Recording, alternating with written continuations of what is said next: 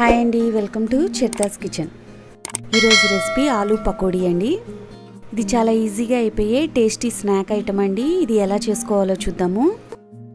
ముందు ఇక్కడ నేను 3 పెద్ద సైజ్ బంగాళాదుంపల్ని తీసుకొని చెక్కు తీసి ఉంచుకున్నాను.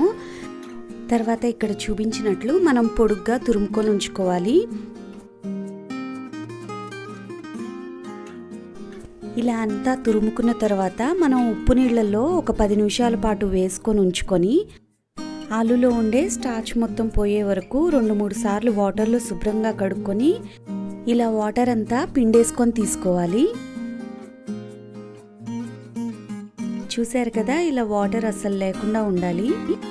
ఇప్పుడు ఇందులో కారం 1 స్పూను, పసుపు కొంచెం, garam masala 1 table spoon, salt తగినంత, సన్నగా తరిగిన కొత్తిమీర, సన్నగా తరిగిన పచ్చిమిర్చి వేసుకొని ఆలూకి ఈ స్పైసెస్ అన్ని పట్టేలాగా ఒకసారి మిక్స్ చేసుకోవాలి. ఈ కొత్తిమీర ప్లేస్లో మీరు సన్నగా తరిగిన మెంతాకునైనా వేసుకోవచ్చు. కలుపుకున్న తర్వాత ఇప్పుడు ఇందులో మైదా 3 table spoons, cornflour 3 table spoons వేసి మిక్స్ చేసుకుంటున్నాను. ఇందులో మైదా, కార్న్ఫ్లోర్ 2 ఈక్వల్గా తీసుకోవాలి. తర్వాత ఇందులో 1 టేబుల్ స్పూన్ వరకు అటుకులు పౌడర్ చేసి వేసుకుంటున్నాను. దీని ప్లేస్లో మీరు బియ్యపిండి కలుపుకోవచ్చు. మనం ఇలా కలుపుకునేటప్పుడే ఆలూ నుంచి వాటర్ రిలీజ్ అయ్యి పిండి అనేది బైండింగ్ అవడానికి సరిపోతుంది.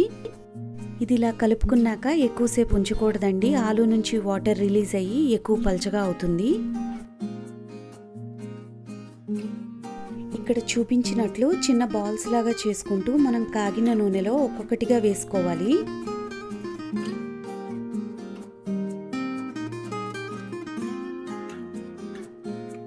అన్నీ ఇలా వేసుకున్నాక వెంటనే మనం కదపకూడదండి. ఒక 2 నిమిషాల తర్వాత ఇలా నెమ్మదిగా తిప్పుకుంటూ మీడియం ఫ్లేమ్ మీద ఫ్రై చేసుకోవాలి.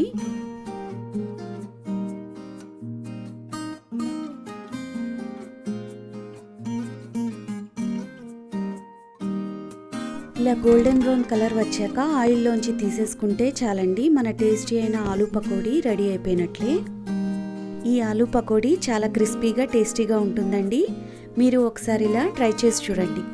నా వీడియో కనుక మీకు నచ్చినట్టయితే లైక్ చేసి, షేర్ చేసి, సబ్స్క్రైబ్ చేసుకోండి. Thank you for watching.